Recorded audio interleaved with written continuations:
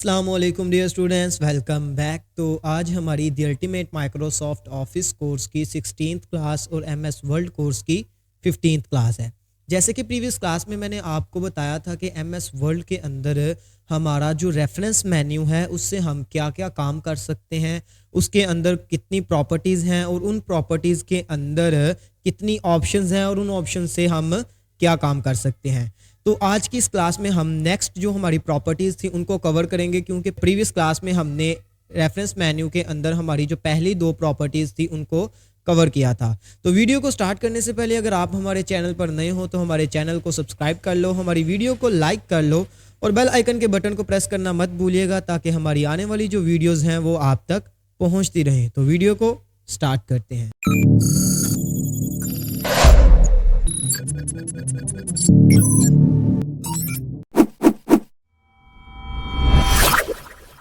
यहाँ पे मैं अपना एमएस वर्ड ओपन कर लेता हूँ, ठीक है। और ओपन करने के बाद हम इसका पेज जो है उसे लेआउट करेंगे, ठीक है। यहाँ पे मैं नैरो रखता हूँ मार्जिन और साइज़ जो है हमारा A4 सेलेक्ट करते हैं। ओके, हमारा जो पेज है वो लेआउट हो चुका है। अब मैं यहाँ से रेफरेंस मेन्यू को ओपन करता हूँ। तो यहाँ पे देखें, प्रीवियस क्लास में मैंने आपको टेबल ऑफ कंटेंट्स और फुटनोट्स जो हैं इनका यूज़ बताया था कि हम इन दोनों प्रॉपर्टीज़ के अंदर जो ऑप्शंस हैं उनको किस तरह यूज़ कर सकते हैं। तो आज की इस क्लास में हम स्टेशंस, बिब्लियोग्राफी और कैप्शंस की ऑप्शंस को कवर करेंगे। मैं यहाँ पे आपके लिए एक पैराग्राफ लेके आता हूँ, ठीक है। सिंपल मैं यहाँ पे रैंड लिखता हूँ कोड और ब्रैकेट के अंदर मुझे जितने पैराग्राफ्स चाहिए मैं उनकी नंबरिंग दे दूंगा। तो मैं यहाँ पे 5 पैराग्राफ्स ले लेता हूँ, ठीक है। एंटर प्रेस करते हैं तो यहाँ पे देखिए हमारे पास 5 पैराग्राफ्स जो हैं रैंडमली वो आ चुके हैं। अब यहाँ पे मैंने प्रीवियस क्लास में आपको बताया था कि अगर हम किसी भी बुक को टाइप कर रहे हो आप एमएस वर्ल्ड के अंदर, तो एमएस वर्ल्ड के अंदर जब आप किसी भी बुक को टाइप कर रहे होते हो या कोई भी नावल आप टाइप कर रहे हो, वहाँ पे आपने किसी भी पैराग्राफ के अंदर कोई रेफरेंस ऐड करना है या आपने कहीं किसी और जगह से अपने पैराग्राफ को उठाया है, वहाँ पे आपने उस जगह के उस पब्लिशर का रेफरेंस देना है जिसका वो पैराग्राफ है या जिसकी बुक से आपने उठाया वो पैराग्राफ। तो वो आप कैसे दोगे? प्रीवियस क्लास में हमने देखा था कि फुट नोट जो है उसकी मदद से हम एक रेफरेंस ऐड कर सकते हैं, लेकिन वो रेफरेंस जो है वो किस तरह ऐड करते हैं कि जब हम फुट नोट का यूज़ करते हैं तो यहाँ पे हमारे पैराग्राफ के लास्ट पे नंबर बन जाता है, ठीक है। और जो नंबर है उसका जो रेफरेंस है वो हमें पेज के लास्ट पे नजर आता है, ठीक है। अगर आपने प्रीवियस क्लास नहीं देखी तो आप प्रीवियस क्लास देखो, ठीक है, तब आपको सही से रेफरेंस मेन्यू की समझ आएगी। तो यहाँ पे अब मैं स्टेशंस का यूज करूंगा, यानी कि हम अब जो रेफरेंस ऐड करेंगे वो किस तरह ऐड करेंगे कि यहाँ पे हमारा जो पब्लिशर है उसका नाम पैराग्राफ के आगे आएगा, ठीक है। फुटनोट में क्या होता था कि जब भी हम कोई रेफरेंस ऐड करना चाहते थे तो यहाँ पे नंबर आ जाता था और लास्ट पे हम अपना रेफरेंस ऐड करते थे, ठीक है। लेकिन यहाँ पे क्या होगा स्टेशन के अंदर के आपने अगर कोई भी पब्लिशर का रेफरेंस दिया है अपने पैराग्राफ के आगे तो वो ब्रैकेट के अंदर पैराग्राफ के आगे लिखा जाता है, ठीक है। तो इसका प्रैक्टिकल करते हैं हम। मिसाल के तौर पे यहाँ पे देखो ये पैराग्राफ है, सपोज मैंने इसे किसी वेबसाइट से पिक किया है या मैंने इसे किसी बुक से लिया है। तो यहाँ पे मैं अपने कर्सर को इसके लास्ट पे लाऊंगा और इंसर्ट सिटेशन पे क्लिक करूंगा। अब यहाँ पे देखो आपके पास दो ऑप्शन आएंगे। सबसे पहला ऑप्शन है ऐड न्यू सोर्स, दूसरा ऑप्शन है ऐड न्यू प्लेस होल्डर। तो यहाँ पे आपको पहले ऑप्शन पे क्लिक करना है ऐड न्यू सोर्स पे। तो यहाँ पे मैं क्लिक करता हूँ। जैसे ही मैंने क्लिक किया यहाँ पे आपके सामने एक बॉक्स ओपन होगा, ठीक है, ये देखें। अब यहाँ पे आपको सबसे पहले जो ऑप्शन नजर आएगी वो है टाइप ऑफ सोर्स, यानी कि यहाँ से आपने वो ऑप्शन सेलेक्ट करनी है जहाँ से आपने उस पैराग्राफ को कॉपी किया या पिक किया। मिसाल के तौर पे अगर आपने बुक से ये पैराग्राफ लिया तो आप यहाँ पे बुक सेलेक्ट करोगे, अगर आपने बुक सेक्शन से पैराग्राफ लिया तो वो आप यहाँ से सिलेक्ट करोगे। इसके अलावा अगर आपने किसी वेबसाइट से आपने पैराग्राफ को पिक किया है तो वो आपके पास ये ऑप्शन है, आप इसको सिलेक्ट में रखोगे, ठीक है। मैं आपको बुक का और वेबसाइट का यहाँ पे प्रैक्टिकल करके दिखाऊंगा। तो यहाँ पे मैं सबसे पहले बुक को सिलेक्ट कर लेता हूँ और यहाँ पे आपने ऑथर का नाम लिखना है, ठीक है। यहाँ पे मैं लिख देता हूँ अदनान, ठीक है। यहाँ पे मैंने ये लिख दिया। उसके अलावा यहाँ पे देखो आपके पास नीचे ये ऑप्शन जो है कॉर्पोरेट ऑथर की, यहाँ पे आपको इंफॉर्मेशन मिलेगी, ठीक है। अगर आपके पास इंफॉर्मेशन है तो वो आप यहाँ पे ऐड करोगे, वगरना आपसे अगर कोई यहाँ पे रेफरेंस ऐड करवा रहा है तो वो आपको इसकी इंफॉर्मेशन देता है। तो उसके नीचे आपने यहाँ पे टाइटल लिखना है। टाइटल यानी कि आप यहाँ पे बुक का नाम लिख सकते हो, ठीक है। मैं यहाँ पे लिख देता हूँ डेमो, मैं यहाँ पे लिख लेता हूँ, ठीक है।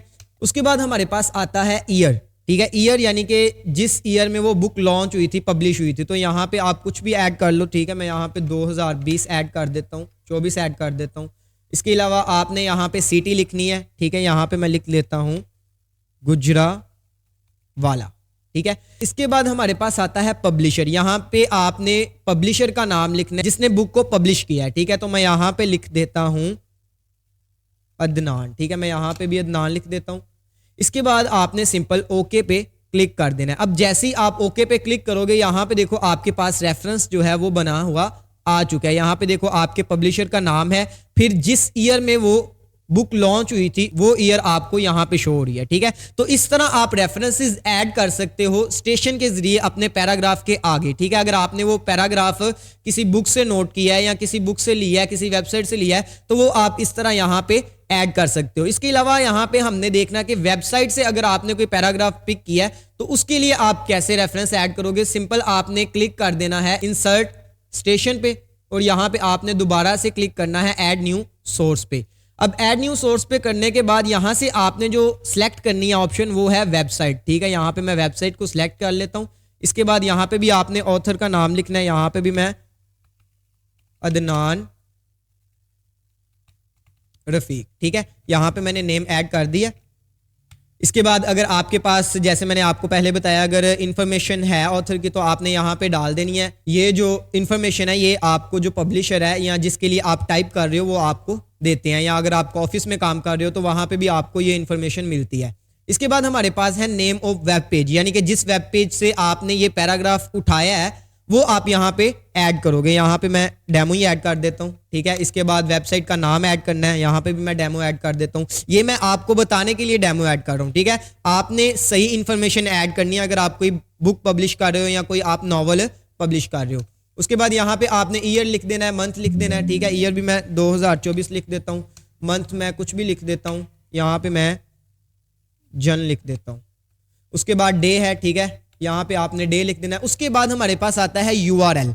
अब URL क्या है कि जिस आपने वेबसाइट से इस पैराग्राफ को पिक किया उस वेबसाइट का यहाँ पे आप लिंक ऐड करोगे, URL ऐड करोगे। यहाँ पे मैं ऐड कर देता हूँ www.demo.com, ठीक है। यहाँ पे मैंने सिंपल डेमो लिंक ऐड कर दिया है। आपने सही लिंक जो है वो यहाँ पे ऐड करना है। सिंपल ओके पे क्लिक कर दोगे तो यहाँ पे देखो आपके पास रेफरेंस ऐड हो चुका है, ठीक है। आपने वेबसाइट से अगर कोई रेफरेंस ऐड किया है तो वो भी आप इस तरह करोगे। अगर आपने किसी बुक से पैराग्राफ लिया है तो वो आप इस तरह रेफरेंस ऐड करोगे। आई होप आपको समझ आ चुकी है। इसके बाद हमारे पास आता है बिब्लियोग्राफी। अब बिब्लियोग्राफी क्या है कि जब आप रेफरेंसेस ऐड करते हो, स्टेशंस ऐड करते हो, तो लास्ट पे आपको बिब्लियोग्राफी ऐड करनी होती है। उसमें क्या होता है कि जितने आपने अपनी बुक के अंदर रेफरेंसेस ऐड किए हैं वो सारे लास्ट पेज पे एक ही दफा पे आप लिख देते हो, इतने मैंने रेफरेंसेस ऐड किए हैं और वो कौन कौन से हैं, ठीक है। तो उसके लिए मैं क्या करता हूँ, यहाँ पे इंसर्ट पे जाता हूँ और एक ब्लैंक पेज ऐड कर देता हूँ, ठीक है। उसके बाद मैं सिंपल बिब्लियोग्राफी पे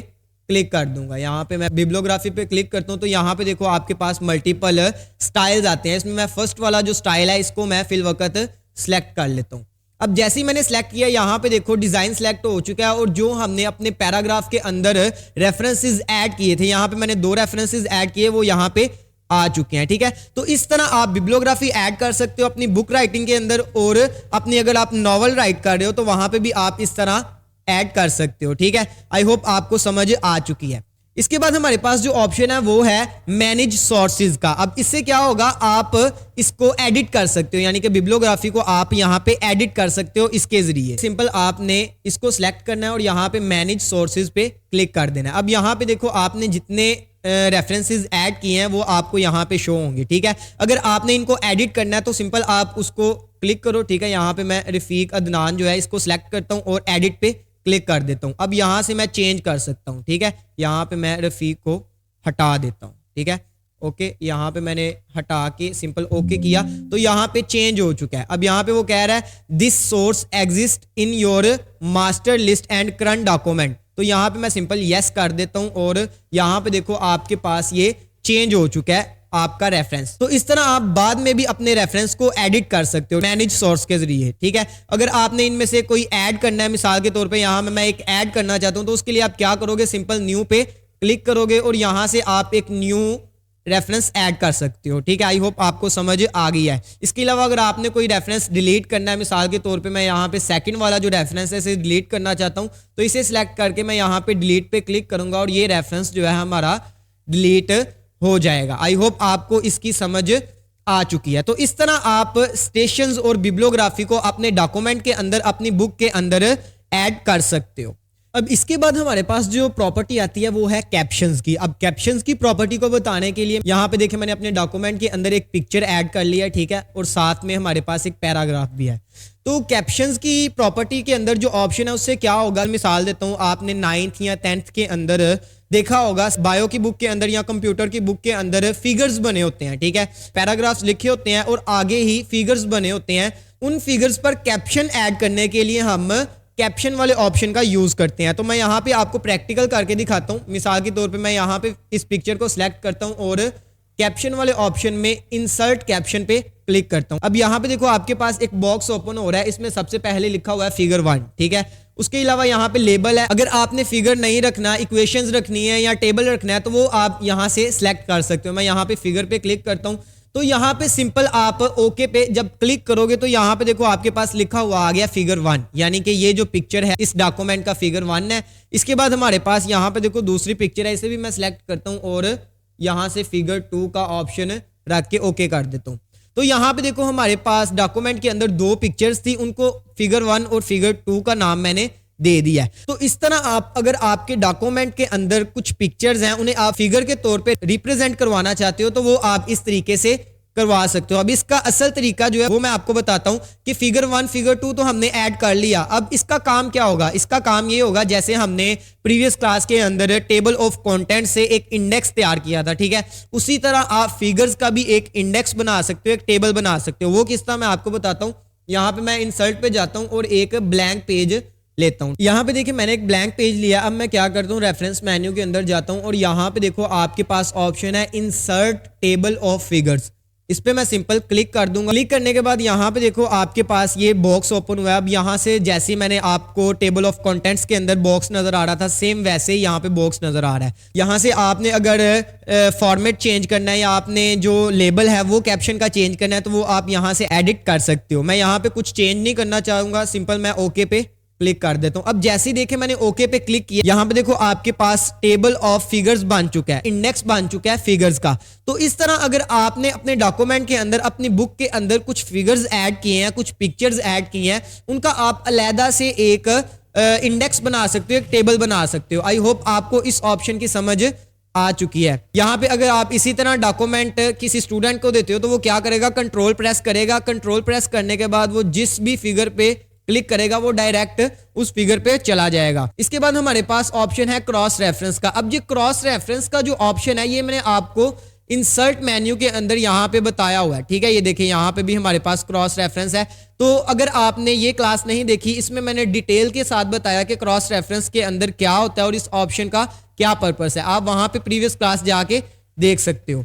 तो यहाँ पे हमारे पास जो दोनों प्रॉपर्टीज हैं ये कवर हो चुकी हैं। हमने आज की क्लास में देखा कि अपने डॉक्यूमेंट के अंदर हम स्टेशंस किस तरह ऐड कर सकते हैं, बिब्लियोग्राफी क्या होती है, स्टेशंस क्या होते हैं और कैप्शंस क्या होती हैं। तो नेक्स्ट क्लास के अंदर हमारे पास जो रेफरेंस मेन्यू की बाकी 2 प्रॉपर्टीज हैं इनको हम इंशाल्लाह कवर करेंगे। आई होप आपको आज की क्लास की समझ आई होगी। अगर आपको इन ऑप्शंस में से या इन प्रॉपर्टीज में से किसी की समझ नहीं आई तो आप नीचे कमेंट में पूछ सकते हो, मैं आपको बता दूंगा। अगर आपको हमारी वीडियो पसंद आई है तो हमारी वीडियो को लाइक कर लें, हमारे चैनल को सब्सक्राइब कर लें और बेल आइकन के बटन को प्रेस करना मत भूलिएगा ताकि हमारी आने वाली जो वीडियोस हैं वो आप तक पहुंचती रहें। Thank you so much. अस्सलामु अलैकुम।